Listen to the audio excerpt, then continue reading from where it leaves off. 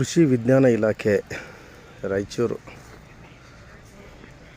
ಈ ಥರ ಪೈಪ್ಗಳನ್ನು ತುದಿ ಸುಟ್ಬಿಟ್ಟು ಈ ಥರ ಪ್ಲಾಸ್ಟಿಕ್ ಹಾಕಿ ಒಂದೊಂದು ಇಷ್ಟಂತ ಮಾರ್ಕ್ ಮಾಡಿ ಅಲ್ಲಿ ಹೂಕೋಸು ಫ್ಲವರ್ ಗಡ್ಡೆಯನ್ನು ಬೆಳೀತಾರೆ.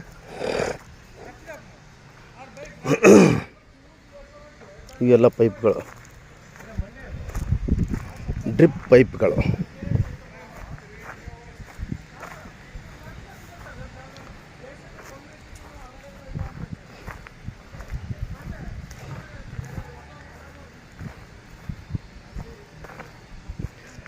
ಇದು 2 metre by 2 metre mini sprinkler ಹಾಕಿ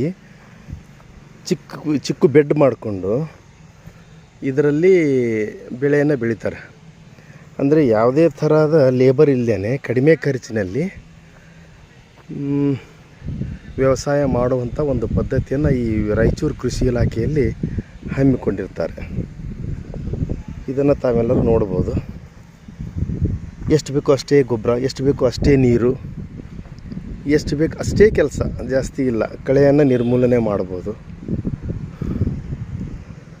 ಈ ಥರ ಟೈಮ್ ಬಿಟ್ಟು ಇದರಲ್ಲಿ ಮೆಂತ್ಯ ಇದೆ, ಆಮೇಲೆ ಕೊತ್ತಂಬರಿ ಇದೆ, ಆಮೇಲೆ ಮುಲ್ಲಂಗಿ ಇದೆ, ಆಮೇಲೆ ಸಬ್ಬಸಿಗೆ ಇದೆ. ಈ ಥರ ಡಿವೈಡ್ ಮಾಡಿ ಬಿಟ್ಟು ಬೆಳೆದು ಒಳ್ಳೆಯ ಲಾಭವನ್ನು ಪಡಿಬಹುದು. ಕಡಿಮೆ ಖರ್ಚಿನಲ್ಲಿ ಕಡಿಮೆ ನೀರು ಉಪಯೋಗಿಸಿ ಕಡಿಮೆ ಸಮಯದಲ್ಲಿ ಕಡಿಮೆ ಲೇಬರ್ದಿಂದ ಈ ಥರ ಬೆಡ್ಗಳನ್ನು ಮಾಡಿಬಿಟ್ಟು ಬೆಳೆಯನ್ನು ಬೆಳ್ಕೋಬಹುದು.